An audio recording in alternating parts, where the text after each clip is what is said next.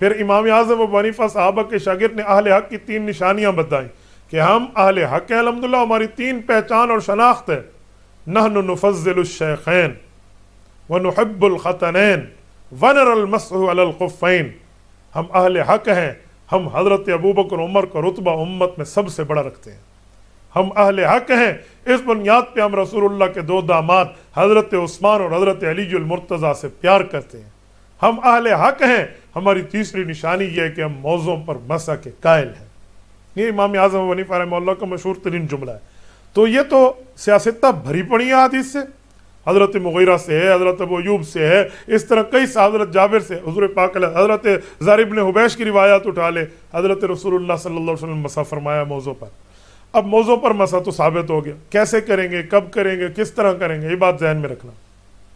وضو کیا ہوا ہو بندے کا اور اس کے بعد موزے پہن لے.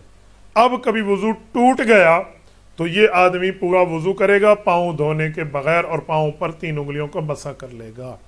اب اس کا ٹائم شروع ہو گیا. اگر ہے یہ مسافر تو 72 گھنٹے، اگر یہ مقیم تو 24 گھنٹے. یہ صحیح مسلم میں سیدنا علی المرتضیٰ رضی اللہ عنہ کا فرمان حضرت رسول اللہ کی حدیث کی شکل میں موجود ہے.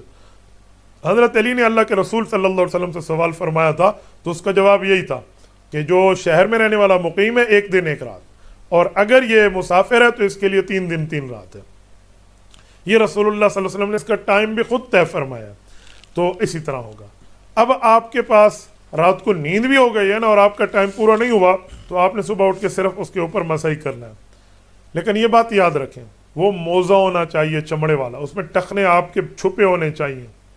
اگرچہ اس موزے کے نیچے آپ نے پاؤں پر پہلے جراب پہن لیے پھر اس کے اوپر موزہ پہن لیا، ٹھیک ہے، بالکل صحیح ہے. یہ نہیں ہے کہ وہ موزہ آپ کے جسم کے ساتھ چپکا ہوا ہو، آپ نے درمیان میں کوئی جراب پہن لی ہے تو بالکل آپ کا مسح نہیں ہوگا، ایسی بات نہیں ہے.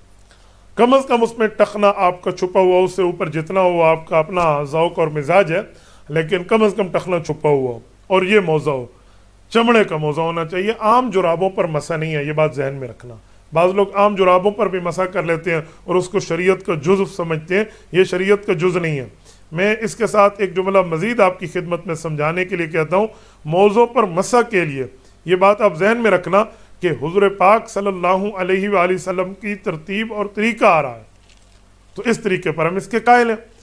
اچھا، عام جرابوں پر مسح بھی نہیں ہے، ہاتھ پر پہنے ہوئے دستانوں پر مسح بھی نہ سمجھنا، اپنی ٹوپی پر بھی مسح نہ سمجھنا، سر پہ بندھے ہوئے مفلر یا عمامے پر بھی دوپٹہ مسح نہ سمجھنا.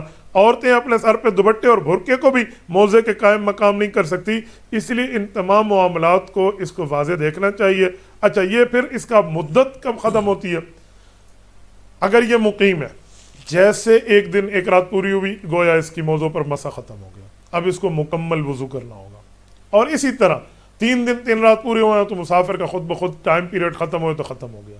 اور یہ بات یاد رکھیں، آپ نے وضو کیا ہے، اس کے بعد وضو ٹوٹا ہے، آپ نے پھر وضو کیا ہے اور موضوع پر مسح کر لیا ہے. پہلے تو آپ وضو کر کے پاؤں ڈالیں گے نا پاک حالت میں اس میں. اب آپ نے مسح کیا، آپ جب تک موزہ آپ کے جسم پر رہے گا آپ کا وضو برقرار ہے. 1 لمحے کے لیے بھی آپ نے اتار لیا ہے نا یہ موزہ، اگرچہ ایک ہی اتارا ہے تھوڑا سا، آپ کا وضو ٹوٹ گیا، پھر آپ کو دوبارہ وضو کرنا ہوگا. یہ ذہن میں رکھنا. یہ نہیں ہے کہ اب صرف پاؤں دھونے سے جان چھوٹ جائے گی، جی نہیں، آپ کو مکمل وضو کرنا ہوگا. آپ نے اتارنے نہیں ہے درمیان میں، ورنہ میں سمجھنا 1 دن 1 رات کا ٹائم ہے، جب چاہوں اتار دو، جب چاہوں پہن لوں. جی نہیں، پہننے کے بعد یہ ٹائم کی مدت ہے. یہ مختصر چند سی باتیں تھی قریش صاحب جو میں نے آپ کی خدمت میں کر دی ہیں. باقی دینی علم کی تفصیل کے لیے کسی عالم دین کے پاس حاضری آپ کے لیے ضروری ہے.